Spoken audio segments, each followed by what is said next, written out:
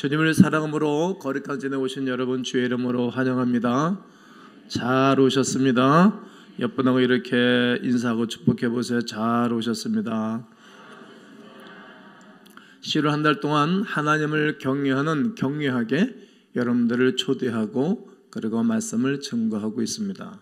지난주에는 신명기 말씀을 통해서 모세를 통하여 하나님을 어떻게 경외해야 되는 것에 대해서 말씀을 나누었습니다. 특별히 40년 광야 생활을 통해서 하나님을 경외했던 모세를 통해서 또 이스라엘 백성들을 통해서 모든 삶을 통해서 하나님을 제대로 경외할 수 있도록 하나님이 인도하는 것을 공부했습니다. 신명기 8장 15절 상반절에 보면 너를 인도하여 그 광대하고 위험한 광야 곧 풀뱀과 전갈이 있고 물이 없고 간조한 땅을 지나가게 하셨다는 거예요. 그리고 너를 봐요 반석에서 물이 솟아나서 마시게 했다는 거예요. 광대하고 위험하며 상전에 불가능한 곳 광야에서 이스라엘 백성들이 한 것은 뭐밖에 없었을 것 같아요. 어렵고 힘들고 진정으로 의지할 대상이 없을 때 하나님만 전적으로 의지할 수밖에 없었습니다. 신명기 8장 2절에서 네 하나님 여호와께서 이 40년 동안에 네게 광야길을 걷게 하신 것을 기억하라. 이는 너를 낮추시고 시험하사 네 마음이 어떠한지 그 하나님의 말씀을 명령을 지키는지를 하나님이 알려 하심이라는 거예요. 정말 어려울 때 하나님을 의지하는가 의지하지 않는가.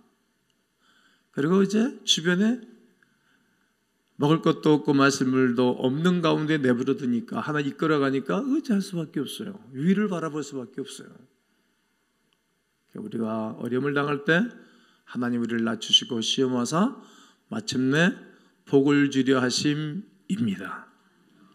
그러기에 신명기를 통해 부를 수 있듯이 겸손함으로 하나님을 끝까지 의지하고 경외하는 것입니다.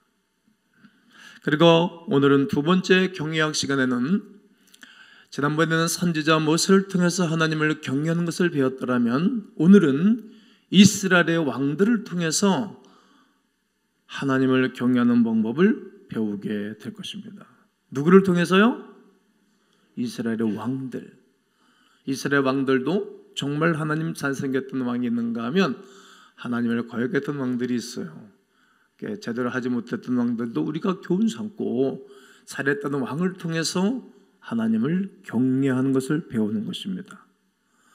오늘 본문에 여호와를 경외하는 것이 지식의 근본이라고 말합니다. 하나님을 경외하는 것이 모든 인생의 지식의 뿌리, 시작이라는 거예요. 미련한 사람은 지혜와 훈계를 뭐한다고요? 멸시한다는 것입니다. 솔로몬이 지은 지혜서 중에 이 잠언서에서는 여호와를 경외하는 것이 지혜의 근본이라고 하시는 이 말씀을 20차례나 얘기를 해요. 몇 차례나 얘기한다고요? 20차례. 31장까지 되어져 있는 이 잠언서에서 20차례나 여호와를 경외하는 것이 지혜의 근본이라고 계속적으로 똑같은 얘기를 계속하는 거예요. 끊임없이 말이죠. 당시 근동지방의 문헌에서는 여러 지혜서처럼 세상을 살아가는 데 필요한 서세술 따위나 그리고 방법론 이런 것이 아닌 하나님 앞에서 바로 살아갈 수 있는 지혜를 말씀하고 계신 것입니다. 이것이 솔로몬의 잠언입니다. 오늘 본문 1장 7절에는 많은 의미를 시사하고 있습니다. 즉 여호와를 경외하지 않는 사람들은 미련한 자다 이라는 거예요. 미련한 사람은 하나님을 경외하지 않는 거예요. 진화론을 믿고 진화론을 따르는 거예요. 어떻게 무식한 그런 얘기를 합니까? 진화론이 맞는다 그러면 몇십만 종 되는 모든 종의 종에서 진화되는 것을 있어야 되는데 없잖아요. 인간에게 꼬리가 있었는데 꼬리가 사라졌다 그러면 그런 말이 어디 있어요? 지금도 꼬리가 있는 사람이 있어야 되는 거예요. 없잖아요. 이거는 말도 안 되는 얘기를 하는 거예요. 많이 배웠다고 하는 사람일수록 그런 얘기를 많이 하는 거예요. 미련한 자라는 거예요. 하나님을 경외하지 않는 것입니다. 지혜와 훈계, 하나님께서 우리에게 주시는 어떠한 깨달음도 가까이 하려고 하지도 않습니다. 계속해서 1장 8절 9절을 보면 내 아들아 아비의 훈계를 뭐하며 들으며 아버지의 훈계를 듣는 사람이 지혜로운 자요. 어머니의 법을 떠나지 말아라. 어느 아버지가 어느 어머니가 자식 잘못된 길로 가라고 말하는 사람이 누가 있겠어요? 이런 말이 있다 그러잖아요.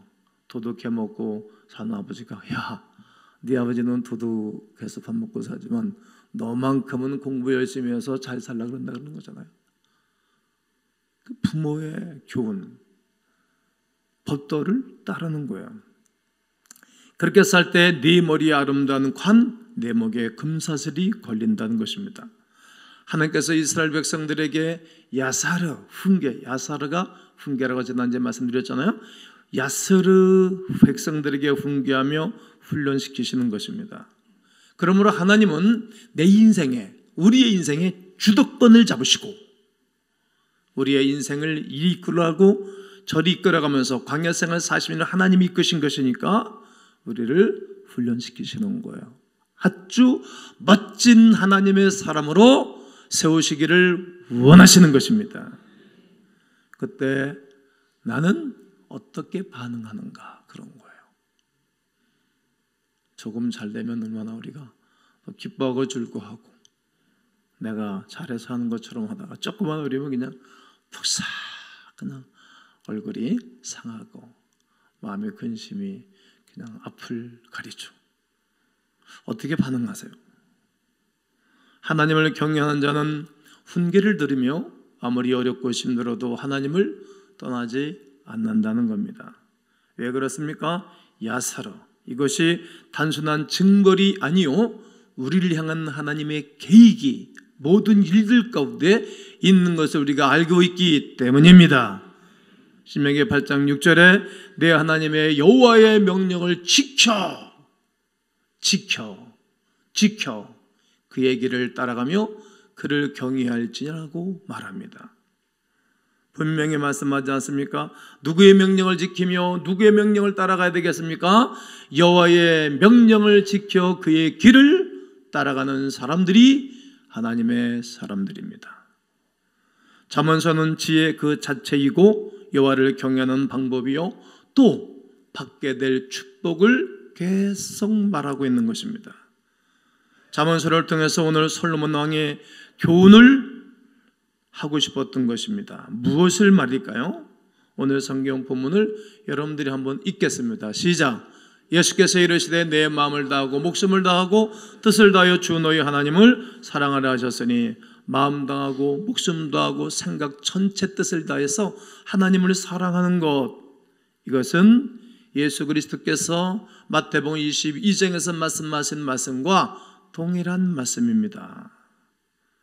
교만하여 여호와 하나님을 잊지 말고 훈계와 법도를 지키는 사람들에게 머리에 아름다운 관을 세워주시고 목에 금사슬로 메어지는 띠를 떼준다는 말입니다.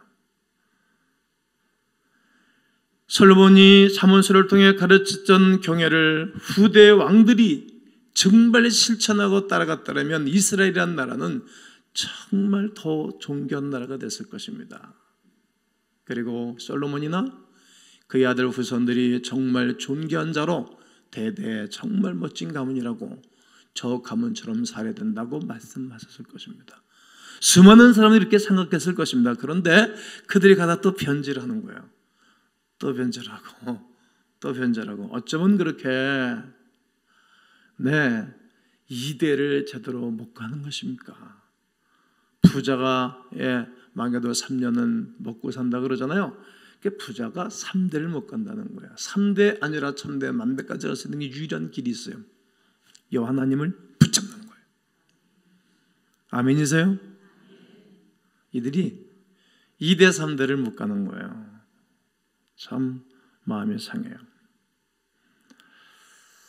유다 왕 북이스라엘로 분단되고 수없이 왕들의 득세를 합니다. 실은 솔로몬이 이 지혜서를 읊었지만 자기가 시작, 중간은 좋았지만 그의 정치의 마지막에는 편지를 하는 거예요. 누구를? 1,000명의 여인들을 거느리고 사는 거예요. 어찌 이럴 수 있어요? 그 여인들이 얼마나 억울했겠어요. 얼마나. 의인들의 탄식은 하나님 앞에 상달되는 것이옵시다. 그 여인들이 솔로몬에게 왕이시여 통촉하시옵소서, 굽어 살펴주시옵소서 그러면서 늘 외쳤던 게 뭔지 아십니까? 우리는 외롭습니다. 우리는 힘듭니다. 우리가 할 수 있고 유일할 수 있는 것이 유일한 한 가지 하나 신앙인데 야훼 하나님을 경외하는 신앙이라으면 얼마나 좋겠어요. 우리가 믿었던, 우리 고향에서 본국에서 믿었던 신이 있는데 그 신을 모셔야 됩니다. 그래 그들이 다 모셔가지고 솔로몬이 자기가 지은 그 성전에 다 이방 신들을 세우는 거예요. 그 숨어는 그런 것들 말입니다. 우상을. 하나님이 너무 싫으셨어요. 그래가지고 솔로몬 왕이 존재하고 있을 때 죽기 전에 여로보암이 아주 약삭 빠르고 모사꾼이었는데 사람들을 모아가지고 나라를 세우는 거예요. 투쪽이 난 거예요. 누구 때문에? 온전히 솔로몬의 우상 숭배 때문에 말이죠. 좋은 왕이 세워지면 나라가 좋아지지만 나쁜 왕이 세워지면 나라가 어려워져요. 대통령도 좋은 지도자가 세워지면 백성들이 편안하고 국방과 경제, 먹을 것이 풍성해져요. 그러나 잘못된 왕이, 대통령이 세워지면 점점 나도 모르게, 백성들도 모르게 뒤에서 족작과 공작함으로 나라가 망해가는 거예요. 이것이 성경이 우리에게 가르쳐주는 교훈입니다. 모든 왕들이 다윗의 길을 따라가지 아니하고 여로보암의 길을 따라가는 것입니다. 특히 북이스라엘의 가장 악했던 왕이 아합과 이세벨입니다. 근데 그의 딸이 아달랴입니다. 누구라고요? 아달랴. 타라. 정말 어떻게 할 사람. 그리고 아달랴와 결혼했던 남유다가 북유다가 이제 동맹을 하는 거잖아요. 여러분 아무하고나 동맹하고 가깝게 지나면 안 되는 거예요. 성도들끼리는 교제하지만 세상에 이상한 사람들과 교제하면 여러분 망가지는 거예요. 유다의 여호람 왕까지 이스라엘에게는 아주 지독한 우상 숭배를 했던 시절이면 이때가 정말로 암흑기 중에 이런 암흑기가 없는 시절이 없어요. 심지어 아달랴는 자신의 아들 아하시야 왕이 죽게 되어지니까 말이죠, 그 손자들을 싸그리 죽이는 거예요. 야, 어떻게 이렇게 악한 여자가 있지? 그러니까 그 엄마가 이세벨이 악했어요. 악했던 이세벨을 똑같이 모하면서 손자들을 다 죽였어요. 그리고 왕이 올라왔어요. 여왕이 생겨났어요. 왜? 자기 주변 사람들을 세워가지고 말이죠. 그 말씀이 열왕기하 11장 1절과 2절에 있어요. 한번 읽어보세요. 아하시아의 어머니 아달랴가 그의 아들이 죽은 것을 보고 일어나 왕의 조선을 모두 모였으니 멸절하였으나 다 죽였어요. 2절 요람 왕의 딸 아하시아의 누이 여호세바가 아하시아의 아들 요아스를 왕자들이 죽임을 당하는 중에서 빼내어 그의 유모를 침실에 숨겨 아달랴를 피하여 죽음을 당하지 아니하게 한지라. 그러나 하나님은 아무런 소망도 빛도 보이지 않던 영적 암흑기에 당신을 위하여 당신의 백성들을 남겨놓은 거예요. 여러분, 세상이 아무리 망가지고 이상하다 할지라도 믿음으로 사는 사람들이 있어요. 그러니까 다 매도면 안 돼요. 건더기 같은 사람들을 남겨놓고 일을 하는 거예요. 이것이 하나님의 일하심입니다. 아달랴가 자신의 손자를 전부 죽이고 왕이 오를 때 제사장 여호야다는 누구를? 요아스 한 왕자를 몰래 빼돌려 가지고 키워내는 거예요. 자, 열왕기하 11장 3절을 읽으셔야 돼요. 시작. 요아스가 그와 함께 여호와의 성전에 6년을 숨어 있는 동안에 아달랴가 나라를 다스렸더라. 그리고 7년째 되는 그 해에 이제 여호야다가 누구와 요아스를 7살 때 왕을 세워놓고 그 못돼 먹은 왕을 축출해내는 거예요. 축출해내는 거예요. 몰아내는 거예요. 성공하는 거예요. 이때 왕이 된 7살의 왕이 된 요아스는 여호야다 제사장의 도움을 입어가지고 말입니다, 질서를 딱 잡는 거예요.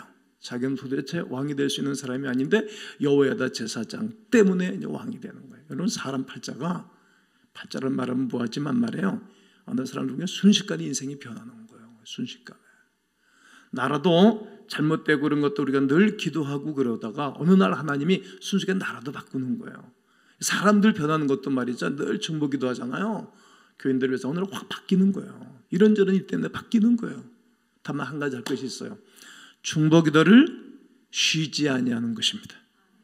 내가 아이들을 위해서 늘 새벽 예배마다, 주일 예배마다, 차례마다 이름 불러가며 기도하는 이유가 있어요.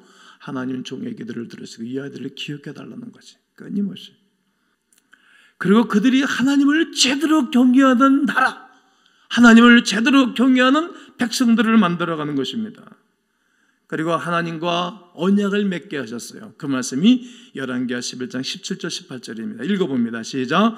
여호야다가 왕과 백성에게 여호와 언약을 맺어 여호와의 백성이 되게 하고 왕과 백성 사이에도 언약을 세우게 하며 18절 온 백성이 바알의 산당으로 가서 그 산당을 허물고 그 제단과 우상들을 철저히 깨뜨리고 그 제단 앞에서 바알의 제사장 맏단을 죽이니라. 제사장이 관리들을 세워 여호와의 성전을 수직하게 하고, 요 17절과 18절을 보면 여호야다는 왕과 모든 백성이 여호와 하나님과의 언약을 다시 세웠어요. 그리고 하나님의 자녀여 백성이 되도록 한 것입니다. 모든 왕과 백성들이 하나님을 경외하라. 막 고레스 칙령처럼 명령을 한 거예요. 그리고 왕과 백성 사이의 언약을 통해 무너진 질서를 세우도록 명령한 것입니다. 아주 존중하는 거예요. 네, 존중하는 거예요. 여러분, 왕을 존중하지 않는 나라 얼마나 어렵겠어요. 또 왕은 백성들을 존중하지 않으면 얼마나 어렵겠어요. 네, 교회 안에 교우들끼리 서로 존중하지 않으면 얼마나 썰렁하겠어요. 저는 여러분들을 존중하고 또 하나님의 말씀을 이 시대에 잘 분별해 증거해서 하나님의 사람으로 살아가도록 돕는 거 아니겠어요? 서로 존중하는 거예요. 그리고 그렇게 한 거예요. 그리고 세 번째가 온 국민이 바알의 산당을 허물어버리고 모든 우상을 깨뜨렸고, 그리고 바알의 제사장 맏단을 죽이는 거예요. 왜냐하면 그 수정이 못돼 먹은 수정이 계속 있게 되어지면 백성들이 글로 가니까. 왜냐하면 인맥관계니까. 사람은 인맥관계, 이게 잘못된 걸 알면서도 인맥관계 때문에 끌려갈 때가 있잖아요. 그 정이라는 것이 그래서 아주 안 좋은 거예요. 정은 우리에게 인간 사회에 꼭 중요하고 아름다운 것이지만 정 때문에 잘못되는 사람들도 많은 거예요. 아예 그 제사장 맏단을 숙청시켜 버렸어요. 이렇게 여호야다는 하나님의 율례를 지키고 세우고 하나님을 백성들이 다 경외하도록 한 것입니다. 그리고 다윗 왕조의 정통성, 따라해 보셔요. 정통성을 세웠다. 이스라엘의 암흑교회 이처럼 여호야다 제사장과 그리고 요아스 왕은 새로운 빛을 전하게 하신 거예요. 빛을. 그 시대의 빛을 전하게 했어요. 제가 약 한 달 전에 우리가 하나님을 경외하는 말씀을 전가하면서 너희는 세상의 빛이다. 핸드폰 불을 켜서 흔들게 했잖아요. 기도하고. 이 시대에 우리를 통해서 하나님의 빛을 증거하게 하는 거예요. 그 시대에 요아스 왕과 여호야다 제사장이 그 사역을 잘 감당했던 것입니다. 또한 요아스와 제사장 여호야다는 오랜 동안 방치되었던 성전을 수리하는 위대한 사역을 감당하는 거예요. 종교개혁은 단행했으나 이제 백성들이 계속해서 성전이 아니라 산당에서 그들이 분향을 하는 것입니다. 요아스는 산당을 허물도록 명령을 내렸고 수리하도록 말했지만 몇 년 동안이나 23년 동안이나 제사장들이, 리더들이 고개 숙이고 있는 거예요. 성전을 수리하지 않는 거예요. 어쩌면 이렇게 하나님의 일에 관심이 없을까? 이렇게 이때 당시의 제사장들과 리더들이 자기네들은 아주 평안하게 안락한 집을 꾸리고 화려하게 짓고 살면서도 하나님의 성전에는 관심이 없었어요. 23년 동안 무관심하는 거예요. 제 얘기가 아니라 성경을 읽어드릴게요. 열왕기하 12장 5절 6절 읽으세요. 시작. 제사장들이 각각 아는 자에게서 받아들여 성전에 어느 곳이든지 파손된 것을 보거든 그것으로 수리하라 하였으나, 수리하라 그랬어요. 요아스 왕 제23년에 이르도록 제사장이 성전에 파손된 데를 수리하지 아니하였는지라. 왕의 명령을 왜 불순종한 것입니까? 해야 할 일임에도 불구하고 왜 안 한 것입니까? 그만큼 관심이 없었기 때문입니다. 하나님에 대해서, 하나님의 의에 대해서 그만큼 관심이 없었던 세대. 여호와를 경외하지 않던 수많은 세월 동안 그들은 산당에서 제사하며 분향하게 되었던 것입니다. 여호와께서는 다시 여호야다를 불러 상세하게 성전 수리를 목표로 삼아서 시작합니다. 12장 7절을 읽겠습니다. 요아스 왕이 대제사장 여호야다와 제사장을 불러 이르되 너희가 어찌하여 성전에 파손한 데를 수리하지 아니하였느냐? 이제부터는 너희가 아는 사람에게서 은을 받지 말고 그들이 성전에 파손한 데를 위하여 드리게 하라. 그러니까 이제 이 말은 무슨 말인가 하면, 이게 제사장들이 오랫동안 일을 하면 아는 사람들, 친한 사람들이 있잖아요. 그리고 이제 8절에 보세요. 제사장들이 다시는 백성의 은을 받지도 아니하고 성전 파손한 것을 뭐하지도 아니하기로, 수리하지도 아니하기로 뭐 했다고요? 동의하니라. 아니, 이런 사람들이 세상에 어디 있어요? 우리가 그런 거 하지 말자. 무슨 뭐 성전 수리하지 않으면 어때? 그냥 산당에서 적당히 예배드리면 되지. 뭔가가 잘못됐잖아요. 신앙과 삶이 뒷받침을 하고 있지를 않아요. 그러나 이제 제사장뿐만 아니라 모든 백성들에게 성전 수리를 알리도록 이제 요아스 왕이 명령하고, 그리고 제사장이 지시하는 것입니다. 이제 성전 수리의 관심 책임자였던 이들이 무관심했던 제사장이 아닌, 이제는 그 사람들한테 맡기면 일이 안 되니까 전담 책임자를 임명하는 거야. 오늘 12장 9절을 보겠습니다. 제사장 여호야다가 한 개를 가져다가 그것에 뚜껑에 구멍을 뚫고 여호와의 전 어기 오른쪽 제단 옆에 두매 여호와의 성전에 가져오는 모든 은을 다 오늘께는 제사장들이 그 궤에 넣었더라. 성전 수리를 위한 목적 헌금을 그들이 정해서 헌금을 하기 시작했어요. 헌금기에 성전 수리 헌금을 하고 모아서 담당자가 성전 수리에만 사용하게 된 것입니다. 그리고 14절을 보면 그 은을 일하는 자에게 주어, 일하는 사람들에 주어서 그것으로 여호와의 성전을 수리하게 하셨던 거예요. 목적 헌금이 들어와서 수리하게 했어요. 또 그 은을 받아 일꾼에게 주는 사람들과 회개하지 아니하였으니, 그렇죠? 물으면 계산을 막 기록을 남기지 않았다는 거예요. 그들이 성실히 일을 하였습니다. 성실히, 즉 회개할 필요가 없을 정도로 성실히 일을 해서 책임을 완수했습니다.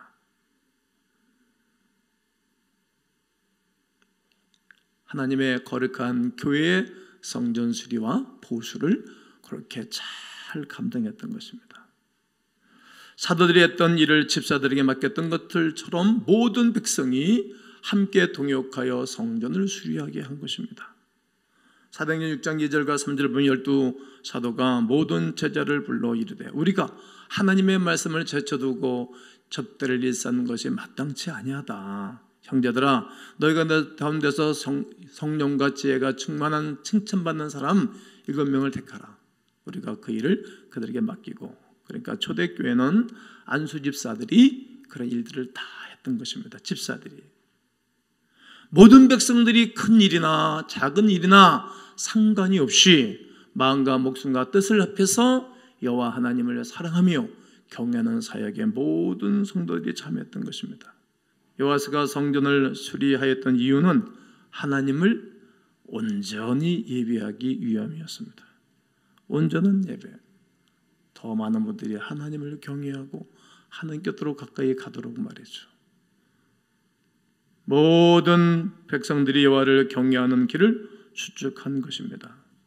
그러나 여호와서 혼자 한 일이 아닙니다. 분명한 목표를 제시했고 그리고 철저히 업무를 분담했고 책임자를 선정했고 부끄럽지 않게 성실하게 시공을 했고 하나님이 기뻐하고 성도들이 다 함께 즐거워하여 감당했습니다. 신앙은 드러내 보이는 것입니다. 우리가 세례를 받을 때 교회 앞에서 하잖아요. 뭐 많은 사람들 앞에. 결혼식을 할 때도 많은 사람 초청해서 하잖아요. 어제도 내가 주례하고 왔는데 많은 분들 앞에서 이제 부부가 된 걸 선포하는 거잖아요. 신앙은 드러내 보이는 거예요. 늘 하나님의 거룩한 일을 감당하는 것입니다. 사랑하는 성도 여러분, 신앙은 보이는 거예요. 나타내 보여주는 거예요. 교회가 왜 이렇게 중요합니까? 예배당이 왜 이렇게 중요합니까? 고린도전서 3장 10절 11절을 읽어봅니다. 시작. 내게 주신 하나님의 은혜를 따라 내가 지혜로운 건축자와 같이 터를 닦아두매 다른 이가 그 위에 세우다. 그러나 각각 어떻게 그 위에 세울까를 조심할지니라. 이 닦아둔 것 위에 능히 다른 터를 닦아둘 자가 없으니 이 터는 곧 누구라? 예수 그리스도라. 교회가 터가 반석이 예수 그리스도라는 거예요. 이 아름다운 예배당이 곧 예수 그리스도의 몸인 것입니다. 또 에베소 1장 22절 23절 읽어봅니다. 시작. 또 만물을 그의 발 아래에 복종하게 하시고 그를 만물 위에 교회의 머리로 삼으셨느니라. 교회는 그의 몸이니 만물 안에서 만물을 충만하게 하시는 이의 충만이니라. 여러분, 교회가 충만하면 다 충만해지는 거예요. 유럽을 가보세요. 한때 교회들이 막 충만했잖아요. 근데 그들이 다 하나님을 떠나는 거예요. 교회가 비니까 나라들이 다 부도나고 그리스도 부도나고 막 난리가 났잖아요. 이 영국의 브렉시트 막 골치 아프잖아요. 교회가 충만할 때 다 좋아지는 거예요. 교회는 생명이기 때문에 그럽니다. 성도 여러분, 오늘 우리 교회는 기도 제목이 있어요. 제가 정말 2019년도 목회 계획을 이제 어대강 컨셉을 거의 잡았는데 2019년도에는 그동안에 없었던 큰 부흥의 역사가 일어날 줄로 믿어요. 여러분은 고급 식당은 왜 가요? 좋은 식당은 왜 가요? 좋은 시절, 좋은 분위기, 쾌적한 환경, 좋은 주방장, 좋은 서비스를 받기 위해서 가요.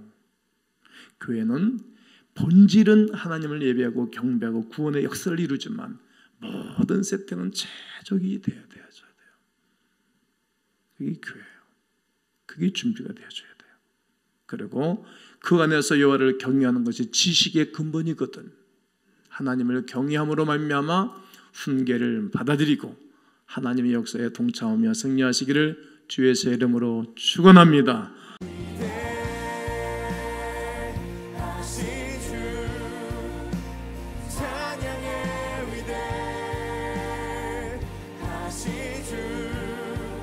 모두